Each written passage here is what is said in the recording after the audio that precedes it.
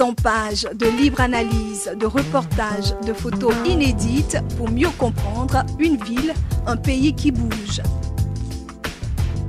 Ici à Abidjan, votre magazine numérique gratuit disponible tous les mois. L'Afrique avance ici, Abidjan innove. Du 6 au 9 août prochain, la ville de Yamoussoukro accueille la toute première édition du Festival de gastronomie et de musique. Rencontre de professionnels franco-ivoiriens de la gastronomie, concours culinaire et musical, le FEGAMI vous fait découvrir toute la richesse culinaire du terroir ivoirien. Du 6 au 9 août prochain, vive les vacances! Bonjour à tous et bienvenue à Équation africaine. Je reçois exceptionnellement aujourd'hui Dr Christopher Fomunio, qui, à la faveur de la dédicace de son ouvrage, Le Cameroun de demain, est à Abidjan. Bonjour docteur. Bonjour. Et bienvenue à Abidjan. C'est un grand plaisir de me retrouver avec les Abidjanais. Alors, hier, dans un hôtel UP d'Abidjan, vous avez présenté et dédicacé votre ouvrage, Le Cameroun de demain. Je dois préciser que c'est Nelson Ndjouni Mokoun qui a rassemblé une partie significative de vos réflexions, de vos interviews, pour en faire un document cohérent qui marque également la constance dans vos propositions, et cela sur plusieurs années. Alors, vos propositions qui concernent bien sûr le présent, l'avenir de votre pays, le Cameroun. Vous êtes le patron du NDI Afrique, ce qui vous donne également une vue assez large des questions relatives au développement, à la démocratie, aux libertés et à l'organisation même de la vie politique et des élections sur notre continent. Une fois encore, bienvenue à Abidjan. Alors, comment avez-vous vécu la cérémonie d'hier? Vous savez, j'ai été très ému par l'accueil qui m'a été réservé par mes compatriotes. Ils sont sortis très nombreux. Les présidents des différentes associations des Camerounais vivant en Côte d'Ivoire étaient présents.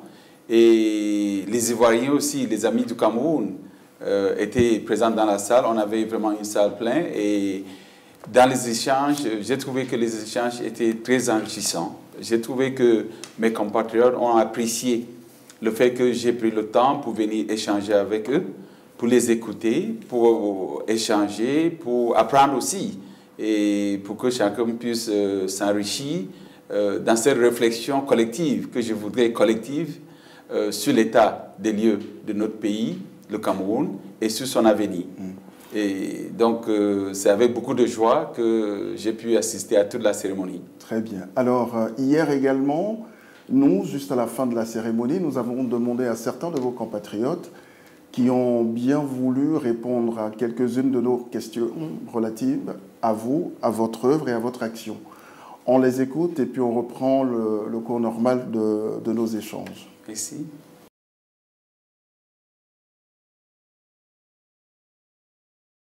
On devrait remercier l'homme d'avoir pris l'initiative, n'est-ce pas, de parler de son pays qui est le mien aussi.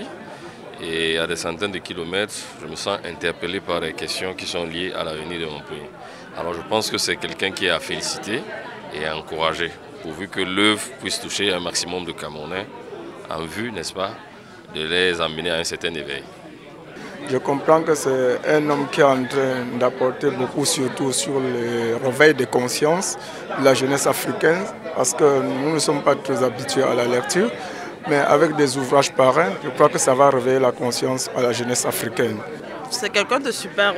À première vue, c'est un très bon parleur et tout. Et puis, globalement, ce que j'ai entendu, c'est qu'il veut réunir tout le peuple camerounais pour que nous puissions nous serrer les coudes, pour que demain, le Cameroun puisse aller de l'avant. Donc, sa démarche, c'est plus pour sensibiliser les différents leaders pour que la jeunesse aussi et tout le monde on puisse, voilà, pour qu'on sorte un peu du train-train quotidien qu'on a actuellement au Cameroun. Il vous fait espérer pour un nouveau Cameroun? Nous tous on espère, on a besoin de ça, il faut bien quelqu'un qui va nous faire espérer. Parce que si on n'espère plus, je vois plus ce qui va nous rester, donc c'est plutôt bien parti. C'est vraiment rassurant de penser qu'il y a des compatriotes qui pensent effectivement à l'avenir de notre pays au moment où nous avons tous le devoir d'y penser parce que vous voyez le Cameroun ambition d'être pays émergent d'ici 2035, ça ne serait pas atteint par décret. Il va bien falloir qu'on y travaille. Et pour y arriver, il va falloir qu'on réfléchisse sur les modalités qu'on devait utiliser pour y arriver. Et je pense que l'initiative de Dr Christophe Famounia s'inscrit sur cette lancée.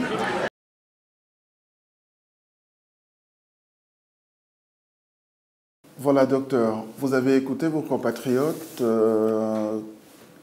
Comment réagissez-vous à leurs propos?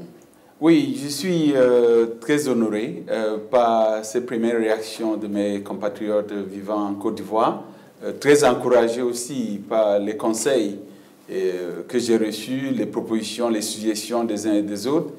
Et je me dis qu'effectivement, contrairement à ce qu'on peut penser, les Camerounais sont très ouverts au débat, au dialogue, aux échanges. Et c'est justement pour cette raison qu'au lieu de faire le livre et de le mettre dans les kiosques, nous avons pris une approche beaucoup plus participative pour aller envers les compatriotes, échanger avec eux sur le contenu du livre et vulgariser un peu l'opinion publique nationale et les compatriotes vivant en dehors du territoire national sur le contenu de ce livre. Et notre objectif étant de favoriser beaucoup plus d'échanges, de débats et beaucoup plus de réflexions afin de trouver un consensus national sur les grandes priorités qui devraient aider notre pays à continuer à évoluer dans le bon sens. Votre livre est écrit en français et en anglais. C'est une réflexion, mais surtout une façon de sonner la mobilisation pour que tous ensemble, les Camerounais trouvent les meilleures voies possibles pour aller vite et bien au développement. Il y a beaucoup d'espoir que les gens placent déjà en vous. Je dirais d'abord que pour ce qui est du fait d'avoir le livre en français et en anglais, c'est parce que nous sommes un pays bilingue. Il faut valoriser notre bilinguisme. Il faut transmettre vraiment ce message fort que le bilinguisme est un atout et que dans le monde du XXIe siècle, nous pouvons même commercialiser cet atout sur le plan mondial. Deuxièmement, quant aux espoirs, je suis très touché par ces espoirs que portent en moi mes compatriotes, mais je peux déjà dire que je suis bénéficiaire vraiment de la bonne volonté de beaucoup de mes compatriotes qui ne cessent de m'encourager dans le travail que je fais sur le plan professionnel avec le NDI et aussi dans ce que j'essaie de faire sur le plan national. Donc, je prends ça de bon cœur. Je dis que je suis un enfant chanceux et qu'avec ce soutien de mes compatriotes, on pourra aller vraiment très loin. Parlons de bilinguisme. Est-ce que c'est vrai, vous dites que c'est un atout pour le Cameroun, mais est-ce que ce n'est pas aussi un handicap quelque part? Parce que cela procède d'un certain héritage colonial.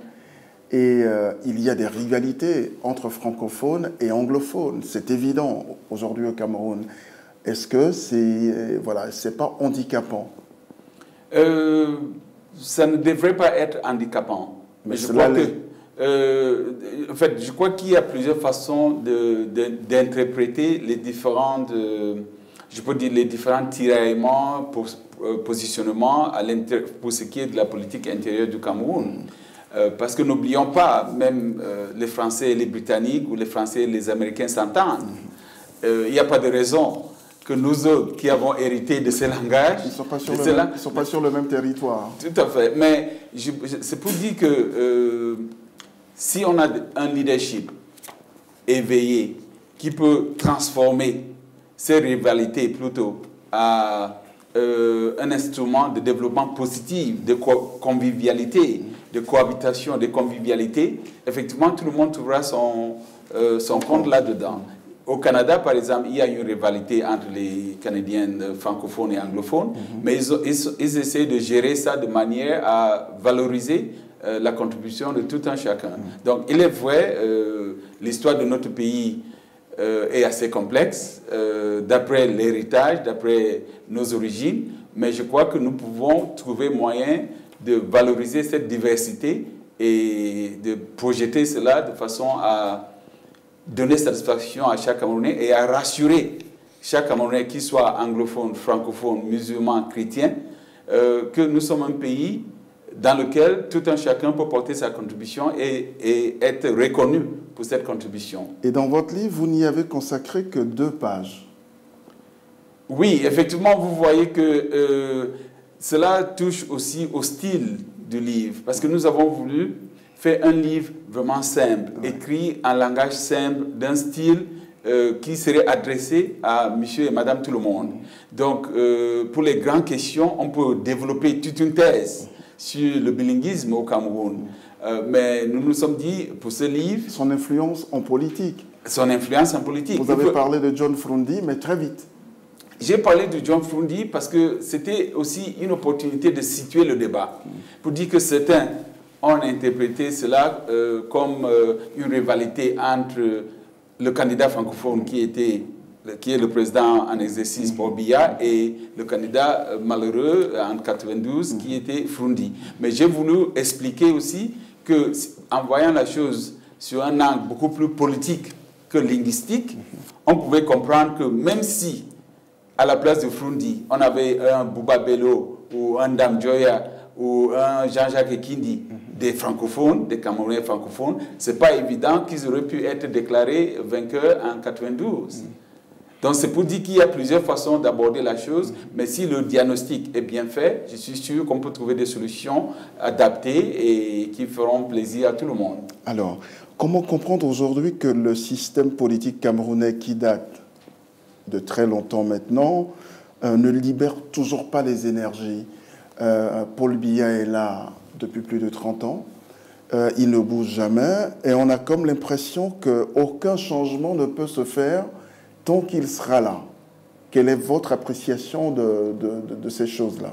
Je pense qu'il est très difficile. Lorsqu'on a commencé à exercer les autres fonctions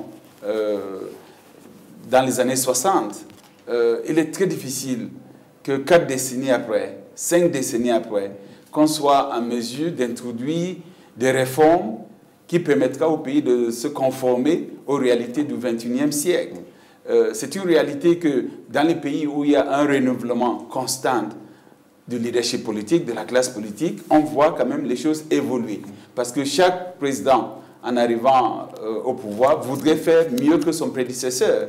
Et ça devient une motivation pour faire davantage. Mais lorsque on est plaqué avec un leadership, un président de la République qui a plus de 33 ans d'exercice du pouvoir, qui avant cela avait exercé pendant 7 ans comme Premier ministre, on comprend effectivement pourquoi le Cameroun marque le pas. Donc j'estime que le renouvellement de la classe politique est automatique, ça devrait se faire et ça se fera. Et ce serait un ingrédient qui nous permettra de propulser toutes les synergies de notre pays dans le bon sens. Alors, il y a l'un de vos compatriotes qui a écrit un livre que moi j'ai lu il y a de cela quelques semaines, Diendor et Sommet, Paul Biya, Le pouvoir en clan. Il dit quelque chose d'essentiel sur la nature même du pouvoir sous Paul Biya. Je vous passe les autres pages. Ainsi, le pouvoir de Paul Biya est un clan de personnes gérontocratiques au service d'une administration néocoloniale dont la lignée tient sa descendance depuis l'époque des glorieuses années politiques du docteur Louis-Paul Ojola au Cameroun. C'est aussi un vieux machin usé et dépassé à l'époque actuelle de plus de 30 ans de règne sans partage. C'est un vieux pouvoir trop bien connu dans ses prouesses de répression subtile et qualifié de vieux pouvoir moribond, indolent, pieux, fixe, immobile, médiocre, etc., etc. Il est très dur. Il est très dur, peut-être parce qu'il a eu l'opportunité de travailler. C'est un travail très fouillé, d'environ 245 pages. Et Alors, c'est des propos quand même durs pour parler de ce pouvoir-là et que rien ne fait bouger. Non, je crois que son expérience, en fait, son approche est en grande partie aussi instruite ou motivée par l'expérience qu'il a vécue pour avoir travaillé dans le système et pour avoir cotisé un peu certains des acteurs de très près. Et je pense qu'il est important que les Camerounais, comme Essomé et bien d'autres, portent aussi leur connaissance sur la place publique. Parce que, comme je l'ai dit hier lors de la dédicace, c'est important d'écouter tout le monde. Même ceux qui sont au pouvoir devraient avoir l'opportunité de nous dire pourquoi ils n'ont pas pu faire autant. Voilà. Là où il y a eu des difficultés, là où ils ont échoué, ça nous permettra effectivement, dans l'avenir, de redresser la barre. Pour ce qui est de la gérontocratie, c'est évident. Parce que vous voyez la population du Cameroun, nous avons, notre population est très jeune. Mais sa classe politique est vieille. Mais la classe politique, il y a 2 ou 3% de personnes qui ont 75 ans au plus au Cameroun. Et c'est ces 3% qui gèrent la République du Cameroun au jour d'aujourd'hui. Alors que notre jeunesse demande des opportunités, alors que nous avons des personnalités compétentes, très expérimentées. Qui peuvent moderniser aujourd'hui le Cameroun. Absolument, avec beaucoup de facilité, de façon à avoir un impact réel et positif dans la vie quotidienne de nos compatriotes. Docteur, moi j'ai un problème avec vous. Pourquoi ne dites-vous pas clairement que vous vous préparez aussi à l'après-Biya? Est-ce que ce ne serait pas plus simple et plus lisible pour tous ceux qui vous... Voilà, on les a entendus là tout à l'heure. Il y a beaucoup d'espoir qui est placé en vous. Et de quoi avez-vous peur? Non, ce n'est pas une question de peur, à moins de poser la question à M. Essomé, avec ce que vous venez de partager tout à l'heure. Mais plutôt parce que je ne voudrais pas personnaliser le débat. Je me dis qu'effectivement, le changement viendrait dans notre pays par des efforts collectifs, des efforts de tout un chacun, apportant sa contribution pour nous permettre d'avoir une masse critique qui aura donc un impact. Donc, je pense que, et je le dis d'ailleurs dans le livre, le débat sur la démocratisation au Cameroun a été faussé dans les années 90 parce qu'on avait excessivement personnalisé ce débat. Alors que si on mettait de côté les individus, on voyait le cadre opérationnel dans lequel la politique peut s'exercer dans notre pays, on crée un environnement propice pour que ceux qui ont des idées et des propositions et des projets de société puissent les mettre sur la place publique. Je crois qu'on a pu mettre en place des institutions très fortes, très compétentes, qui permettraient à notre pays de décoller. Et vous l'écrivez si bien à la page 81, il faut éviter de personnaliser le débat politique au Cameroun. Je ne peux pas, par la même occasion, poser comme préalable à ma contribution le fait que je sois absolument candidat à la présidentielle. Mais comment est-ce qu'on peut faire bouger les choses quand on n'a pas le pouvoir, quand on n'est pas au cœur du pouvoir? Surtout dans un système où le pouvoir est trop centralisé, comme c'est le cas au Cameroun. Parce que je le dis aussi dans le livre, pour que le Cameroun puisse vraiment prospérer, il va falloir revoir le fondement même de l'État. Il va falloir revoir notre constitution pour équilibrer, quand même, pour mettre en place un équilibrage des pouvoirs. Donc, effectivement, à quelque part, celui qui détient le pouvoir politique pèse et compte. Mais je me dis aussi que je ne peux pas poser cela comme préalable. Être président de la République, pour moi, ce n'est pas une fin en soi. Si je peux porter une contribution, je le ferai. Le moment venu, lorsque le cadre est approprié, si les compatriotes estiment que cette contribution devrait aller un peu plus loin, je suis à leur disposition et je ferai le nécessaire pour porter ma contribution. Quelque part, moi, j'ai comme l'impression que vous avez une vue un peu angélique des choses.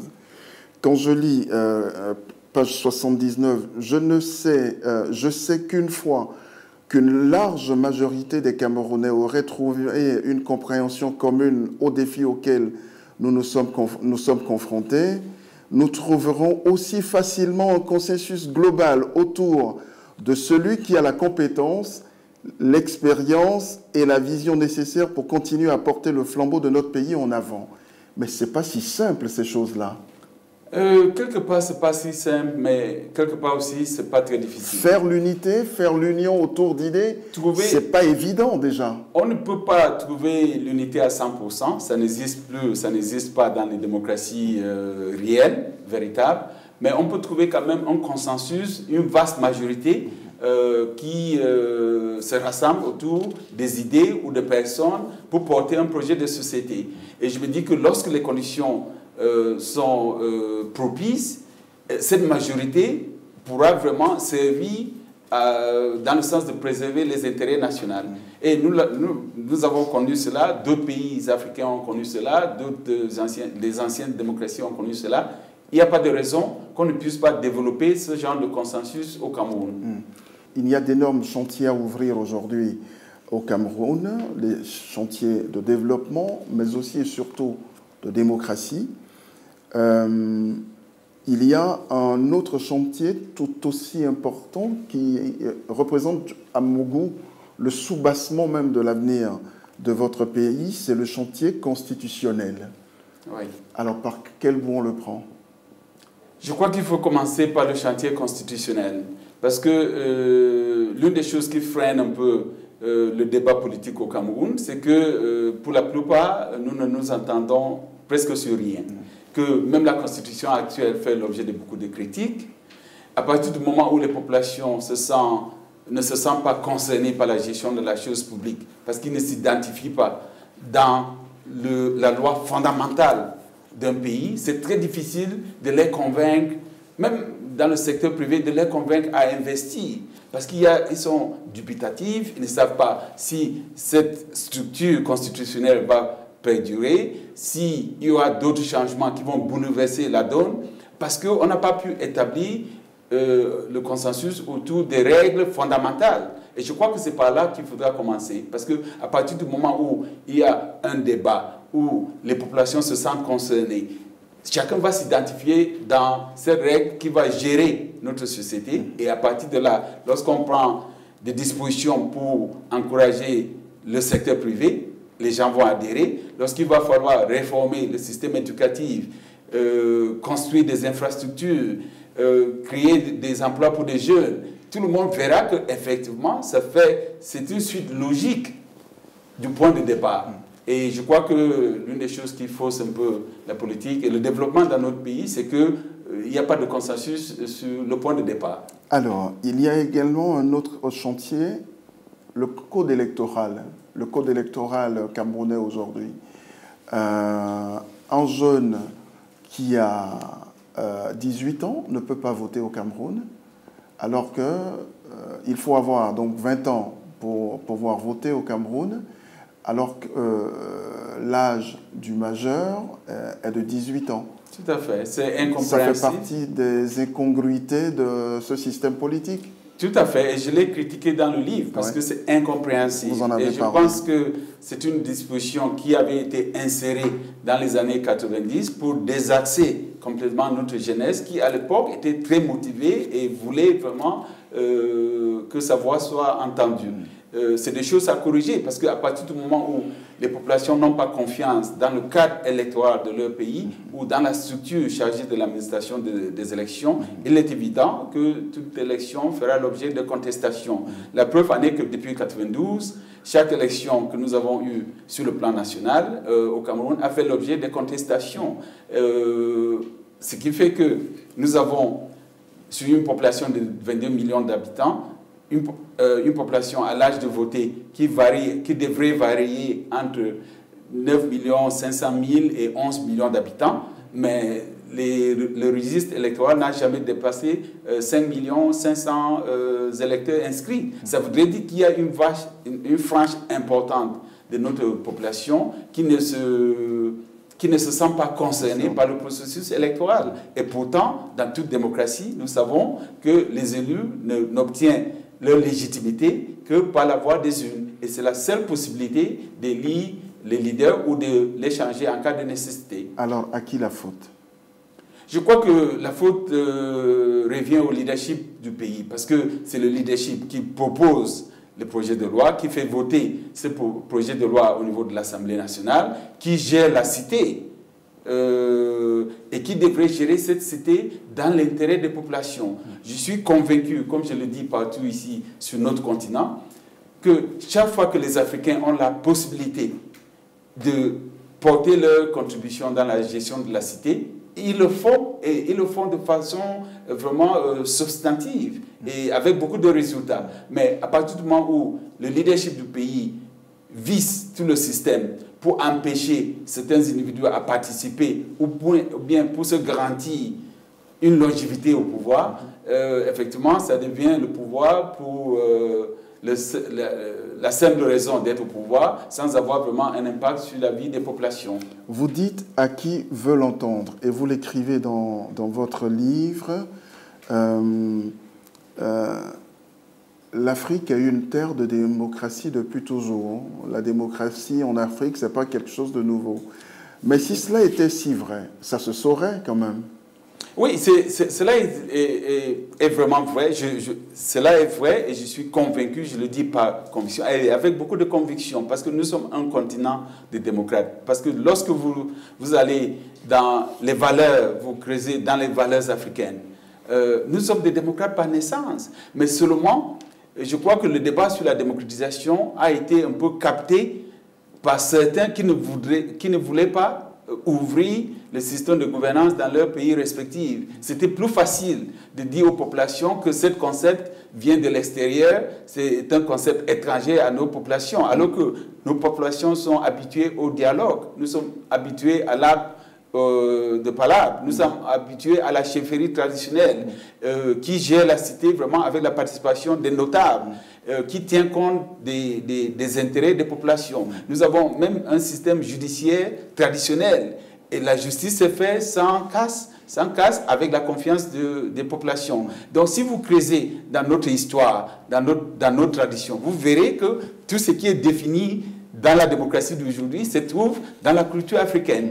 Et je ne voudrais pas que ce débat sur la démocratie soit laissé aux autres pour que les autres définissent si oui ou non les Africains sont démocrates. Malheureusement, c'est ce qui se passe aujourd'hui. Et c'est là où se trouve la responsabilité des Africains comme moi et bien d'autres, qui ont une voix qui porte. C'est à nous de nous approprier de notre démocratie et de dire aux autres que notre continent est un continent fait de démocrates et que même si de temps en temps nous avons des ratés par des autocrates qui ne veulent pas créer des conditions, l'anomalie, ce n'est pas la population africaine, mais c'est ces autocrates que nous devrons vraiment critiquer et œuvrer à ce qu'ils puissent vraiment céder la place aux Africains qui croient au continent et qui vont travailler dans le bien-être, dans le sens de favoriser le bien-être de tous les Africains. Et justement, vous écrivez, page 75, « La démocratie a toujours existé dans les sociétés traditionnelles africaines. Ce n'est donc pas un concept nouveau. Dans les villages, le chef travaille avec ses conseillers et les villageois lui expriment leurs griefs. Il existe même un système judiciaire. Aujourd'hui, on compte parmi les États démocratiques l'Afrique du Sud, le Sénégal, le Bénin, le Mali ou encore le Ghana. Ces démocraties n'ont rien à envier à celles des autres continents. Même s'il existe des particularités africaines, il y a des principes universels applicables à toute démocratie. » Docteur, est-ce que vous ne résumez pas finalement la démocratie au simple fait d'aller voter? Non. C'est une affaire de culture. C'est une affaire de culture, c'est pour cela d'ailleurs. Et quand on voit à quelle allure et dans quel état les élections nous laissent aujourd'hui, les crises post-électorales violentes qu'on connaît de part et d'autre sur le continent, mais votre thèse ne tient pas forcément la route, parce que si on avait la démocratie dans nos gènes, il y a beaucoup de choses qu'on accepterait et qu'on ferait. Oui, je crois que les élections constituent un pilier important du processus de démocratisation. Mais ça ne se résume pas. Mais ça ne se transforme pas automatiquement à la démocratie. Ce n'est qu'une partie de l'exercice de la démocratie. Et c'est pour cela d'ailleurs que dans le livre, je parle de la gestion à la base, je parle du pouvoir judiciaire, je parle de la consultation citoyenne. Parce que voilà des éléments aussi qui portent et qui comptent. Effectivement, je crois que ce qui pose problème, dans le cas que vous avez cité avec des conflits liés aux élections, c'est la gestion de l'État. Étant donné que les États africains sont des institutions modernes, sont des émanations de la période post-indépendance, il y a encore des difficultés au niveau de certains leaders à gérer cette nouvelle entité qui est l'État-nation. Donc nous sommes en train de forger nos États-nations, mais à la base, dans les sociétés africaines, la démocratie a toujours existé. Est-ce qu'il ne faudrait pas, en fait, réformer la vie partisane elle-même avant de parler de démocratie? Je crois que, et cela a été soulevé hier, même par les participants à la cérémonie de dédicace, qu'il faut revoir la notion de parti politique. Il ne faudra pas que... Au Cameroun, il y en a plus de 300. C'est pour cela que je dis qu'il n'y a pas 300 façons de construire les écoles, de réformer l'éducation. Donc, chaque citoyen ne devrait pas penser que pour sa voix puisse porter, il faut forcément créer un parti politique. D'ailleurs, lorsqu'on lance un parti politique, ce n'est pas sa propriété individuelle ou personnelle, mais plutôt quelque chose qui devrait servir comme canal pour canaliser les intérêts, les opinions de la population pour mettre sur la place publique des projets de société. Donc je crois que même à ce niveau, il y a un travail à faire et l'élite politique de la mouvance présidentielle comme de l'opposition devrait vraiment répondre aux attentes des populations pour qu'on ait des partis politiques viables et responsables. On a un gros problème en Afrique, c'est que les jeunes démocraties dans nos États sont prises en otage par des visions ethniques de la politique. Ça, c'est un vrai danger. Et la classe politique africaine, très maligne, surfe, n'est-ce pas, sur cet état de choses. Oui, il faut se mettre à l'évidence que la politique identitaire fait encore problème en Afrique, mais que la responsabilité aussi revient à l'élite politique, qui instrumentalise très souvent ce facteur pour des raisons purement de politique politicienne. Mais que petit à petit, dans certains pays, on voit les gens transcender cette affiliation politique, cette affiliation identitaire ou ethnique pour pouvoir quand même porter un message beaucoup plus rassembleur. Et nous avons vu ça d'ailleurs au Cameroun en 92. J'ai parlé de ça dans le livre parce que Frundi, parti du nord-ouest, de Bamenda, pour avoir le score qu'il a eu même sur le plan, selon le résultat officiel, a fait un très bon score. Et pourtant, il est sorti d'une zone minoritaire au Cameroun. Il a pu avoir la majorité dans le littoral, dans l'ouest, dans le sud-ouest et puis dans le nord-ouest. Il a fait un bon score dans le centre. Ça voudrait dire qui sont des régions majoritairement francophones. Qui sont des régions majoritairement francophones. Tout récemment, j'ai fait une tournée dans le grand nord du Cameroun. J'étais à Maroua, j'étais à Garoua, j'étais à Mayolo, je suis allé à Ngaoundéré et les gens étaient très ouverts. Je me suis senti comme si j'étais à Bamenda, chez moi dans le petit village de Gouzan. Donc il y a la possibilité de valoriser même cette identification ethnique pour que ça ne soit pas un point de division, mais plutôt que ça soit une richesse culturelle que nous pouvons célébrer même sur le plan national.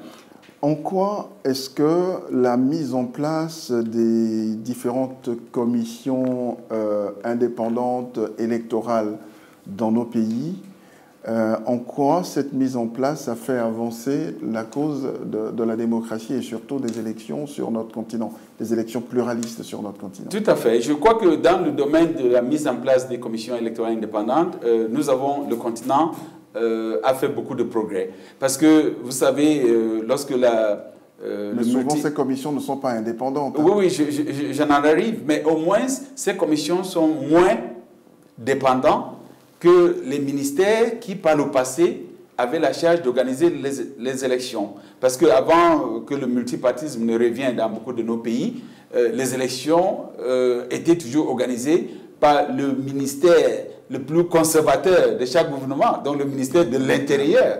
Il était difficile que ce ministère qui a pour charge de soutenir le régime en place puisse être appelé en même temps à organiser des élections. Je crois que la création des commissions électorales indépendantes a beaucoup aidé à faire cette distance quand même entre le régime en place qui souvent est candidat aux mêmes élections. Une distance de façade. Une distance de façade dans certains pays, mais une distance réelle dans d'autres. Par exemple, nous venons de vivre le cas du Nigeria. Bon, ouais. Le cas du Nigeria où la commission électorale a organisé des élections que le président en exercice, Goodluck Jonathan, a perdu. Nous avons vu au Ghana à plusieurs reprises la commission électorale indépendante s'imposer. Donc je crois qu'avec le temps, effectivement, on verra beaucoup plus de succès, mais c'est à la société civile, à nous autres, à la société civile, de tenir ces commissions électorales en haleine pour veiller à ce que ces commissions puissent respecter le mandat qui leur a attribué dans la Constitution ou dans la loi électorale. Et je voudrais rebondir là-dessus, si en Afrique on avait des sociétés civiles fortes, est-ce qu'on aurait une classe politique aussi pourrie? Vous verrez, vous avez parfaitement raison, parce que vous verrez que dans certains pays où l'opposition politique est inexistante ou bien très faible, très souvent c'est la société civile qui prend le relais. Alors qu'au départ, cette société civile est faite pour être non partisane. C'est aussi un héritage des régimes que nous avons connus pendant 30-40 ans pour beaucoup de pays africains où c'était des régimes à parti unique ou des régimes militaires où il n'y avait pas d'espace pour ce genre d'activisme social. Et maintenant que la société civile se met en place, de plus en plus, elle occupe la place qui est la sienne. Et je crois que c'est un élément positif sur lequel nous devrons travailler davantage pour la renforcer et pour l'avenir. Il y a un volet essentiel de la démocratie qui passe forcément par l'alphabétisation. On a des populations en Afrique qui ne savent ni lire ni écrire. Elles sont beaucoup plus nombreuses que ceux qui savent lire et écrire. Et aujourd'hui, nos populations ne savent pas décrypter le message politique, le contenu d'un programme politique. Le travail aussi, est-ce que ça ne passerait pas par l'éducation? Je vois que votre fondation mène beaucoup d'actions en ce sens-là. Effectivement, la fondation Fomonieux, dont le siège est à Bamenda, dans le nord-ouest, essaie de mener des actions dans le domaine humanitaire, l'éducation, le social. On va dans les lycées, dans les collèges, on distribue des livres aux étudiants, on leur parle, on échange avec eux pour les motiver, pour les encourager à bien travailler à l'école. C'est un domaine dans lequel j'aimerais vraiment beaucoup investir parce que c'est à travers cette sensibilisation, cette éducation qu'on pourra se garantir une citoyenneté ouverte et instruite pour l'avenir. Le constat est réel que dans beaucoup de nos pays, les populations sont analphabètes et n'arrivent pas à décrypter certaines choses. Mais je ferai un diagnostic tout à fait différent parce que la responsabilité ne revient pas à ces populations. La responsabilité revient aux leaders politiques qui ont géré pendant des décennies. Moi, je suis très surpris et parfois écœuré lorsqu'un chef d'État, pour justifier sa position, dit « Vous savez, j'ai une population qui n'arrive pas à bien lire ou à écrire. Et pourtant, vous avez géré le pays pendant 20 ans, pendant 30 ans. Quel est votre bilan en matière d'éducation ?» Cela dit, je peux vous dire que les populations africaines sont très éduquées, sont très instruites, savent discerner le vrai et ce qui n'est pas vrai. Et on n'a qu'à aller dans les villages. Très souvent, quand je vais dans les villages et que je m'assois avec mes parents, les amis, les frères du village, je les écoute. Même s'ils ne s'expriment pas en français ou en anglais, mais ils sont intelligents. Ils savent ce qui se passe dans la capitale. Ils peuvent vous donner le profil de chaque acteur politique, ses points forts et ses faiblesses. Donc, ces populations, il faut savoir communiquer avec ces populations. Je ne pense pas qu'on devrait les laisser à la marge de la politique juste parce qu'elles ne s'expriment pas en anglais ou en français. C'est une population très éveillée, très instruite, qui, le moment venu, lorsque l'opportunité leur sera donnée, aura la possibilité de peser dans la prise de décision sur le plan national. Alors, toutes vos initiatives devraient concourir à moderniser le Cameroun, à développer le Cameroun. Mais aujourd'hui, il y a un gros problème au Cameroun, c'est Boko Haram. Et c'est une donnée sécuritaire fondamentale aujourd'hui qui déstabilise non seulement le Cameroun, mais beaucoup de pays africains. Alors, comment peut-on être porteur d'un message aussi positif pour l'avenir quand on doit réfléchir tout le temps, tous les jours, chaque seconde, chaque minute, chaque heure, à la présence de Boko Haram à ses frontières? Effectivement, vous avez raison, la menace Boko Haram est réelle, parce qu'on voit les attaques presque au quotidien maintenant. On a perdu des frères et des sœurs qui se battaient au front pour notre sécurité, pour sauvegarder l'intégralité territoriale de notre pays. On a perdu des civils qui ont été bombardés par les extrémistes de Boko Haram. Donc cette menace est réelle et nous devons la combattre. Et nous sommes en train de la combattre d'ailleurs. Mais en même temps, il faut transmettre un message à la jeunesse pour les orienter à nouveau, de ne pas se laisser entraîner dans des mouvements qui peuvent finir par être des mouvements extrémistes. Et je vous dirais, quand j'étais à l'extrême nord, j'ai pris le temps d'aller dans le lycée, parler aux jeunes pour dire, ne vous laissez pas distraire par des mouvements extrémistes. Votre avenir, c'est à l'école, c'est derrière les bancs, c'est sur les bancs. Il faut étudier, il faut rester à l'école. C'est un message qu'il faut véhiculer parce qu'en même temps que nous nous battons contre Boko Haram sur le plan strictement militaire, il faut aussi prendre des dispositions pour éviter les conditions qui ont créé les Boko Haram d'hier et qui vont peut-être créer le Boko Haram de demain. Parce que si vous allez dans le nord-est du Nigeria, cette zone était propice à ce genre de mouvement. Parce que c'était une zone délaissée, où les populations étaient complètement désaffectées, où le gouvernement se foutait un peu de ce qui se passait dans la zone, et cela a créé des conditions qui ont permis à ce groupe extrémiste de mobiliser des centaines, des milliers Mais des régions comme celle-là, il y en a beaucoup en Afrique, dans nos pays. C'est justement pour cela qu'il faut faire attention dans ces espaces ouverts, que nos gouvernements centraux n'arrivent pas à bien contrôler. C'est comme le Nord Mali, c'est un territoire vaste où les mouvements extrémistes peuvent descendre de l'Algérie facilement et se retrouver au Mali.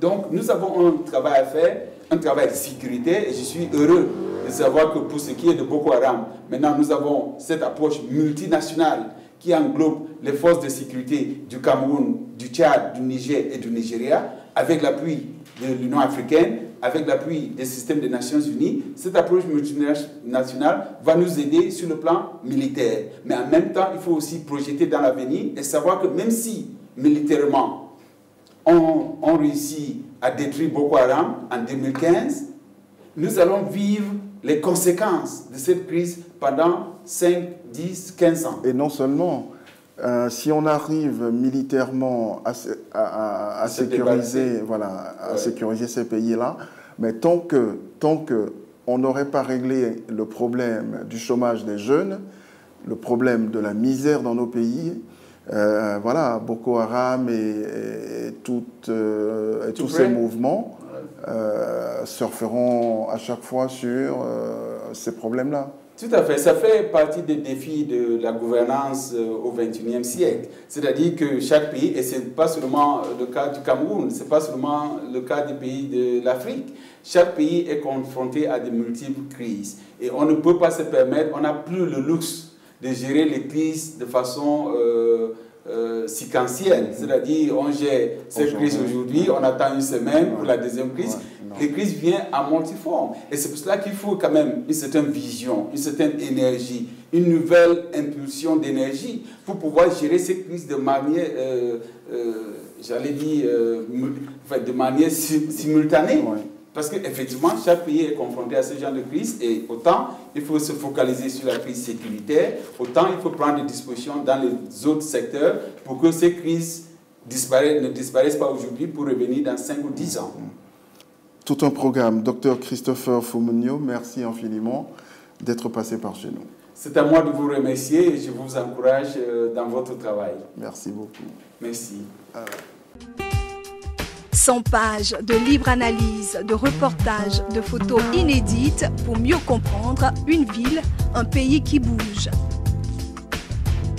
Ici à Abidjan, votre magazine numérique gratuit disponible tous les mois. L'Afrique avance ici, Abidjan innove. Du 6 au 9 août prochain, la ville de Yamoussoukro accueille la toute première édition du Festival de gastronomie et de musique. Rencontre de professionnels franco-ivoiriens de la gastronomie, concours culinaire et musical, le FEGAMI vous fait découvrir toute la richesse culinaire du terroir ivoirien. Du 6 au 9 août prochain, vive les vacances!